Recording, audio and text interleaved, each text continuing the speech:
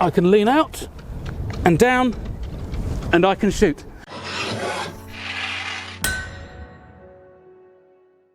Hi, it's Todd from Todd's Workshop and Todd Cutler here, and today I am at Dover Castle. So thank you very much Dover Castle and English Heritage for letting me film here, because there's really interesting things about this place. I mean, obviously it's a fantastic, iconic, complete, nearly mint in most of it, castle. You know, those are rare. The other thing that is amazing for me is that 14 years ago they did a fantastic renovation project on the Great Keep here behind me, trying to show what it might have looked like when it was recently built. And I made loads of pieces that went in there. But of course the salt atmosphere and all the visitors touching and breathing means that things get degraded. So every year I come in and I clean and I repair and I make sure that everything's as good as it can be for the visitor season coming up. And so for me this is like a marker in my year. You know, we have Christmas and then the next big event for me is coming down to Dover and spending 2 or 3 days in the Great Keep on my own because the place is closed. So I have this fantastic royal household to myself, and that is an amazing thing. So let's go up the top and I'll show you the site, because this place has been continuously a military encampment since the Iron Age, so let's say 2,500 years until only 7 or 8 years ago, and that of course has left a fantastic legacy which we can see from the top of the tower. So let's go. I'm up on the battlements now, and in fact this shot here pretty much sums up Dover Castle. This battlement behind me, 1180. That tower there, it's the old Roman lighthouse from when they landed and invaded. And then on this side here, we got Second World War bomb shelters. And everything in between. It's just layer upon layer, year upon year of human endeavour really, and time and history, and living and dying and fighting and loving and all of that. So you've got on the right hand side here, St Mary and Castro Church, which is of course within the defences of the castle, because you know your spiritual life is massively important in the 12th, 13th, 14th century. But then on the right hand side of the church you have what was a bell tower for a while, but is the Roman Pharos, a Roman lighthouse.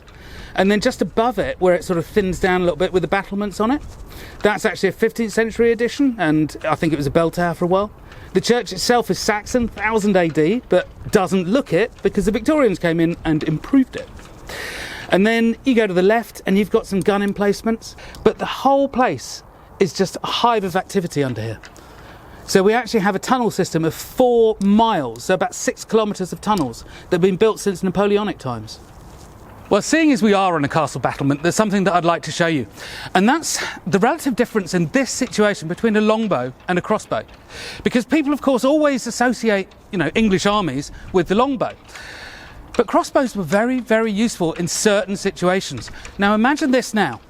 So I've got a siege happening outside. I want to shoot somebody who's right down at the front of my tower. My longbow is heavy and hard to draw. I've got to put all my work into it. But now I'm trying to get my bow over that battlement, and I'm trying to lean out and shoot down. It's awkward as anything. And actually to shoot outward, no problem at all. I can do that. To shoot downward, really hard. So again, if I then take my crossbow, I'm now able to span my crossbow to load it, and now, whoops, I can lean out and down and I can shoot.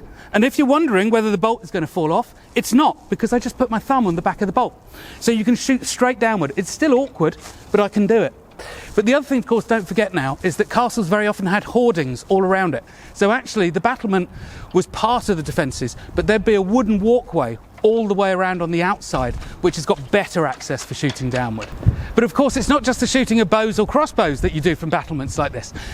There's all the other defensive things that you can use. Rocks, big ones, like baskets of smaller ones, incendiary compounds of some kind, you know, burning pitch and things, hot oil, water. But then, of course, my current favourite, war darts. And these are absolutely perfect for sieges, and you see them a fair amount in manuscript pictures. And the reason is that because they have the fletchings here, if I throw a spear out there, it won't necessarily fall true and point down. They can be a little bit awkward. These things, because of the fletchings, I just have to toss them over the side and they will straighten up and drop down onto the attackers.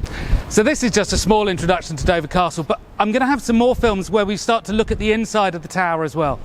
So I'll see you next time.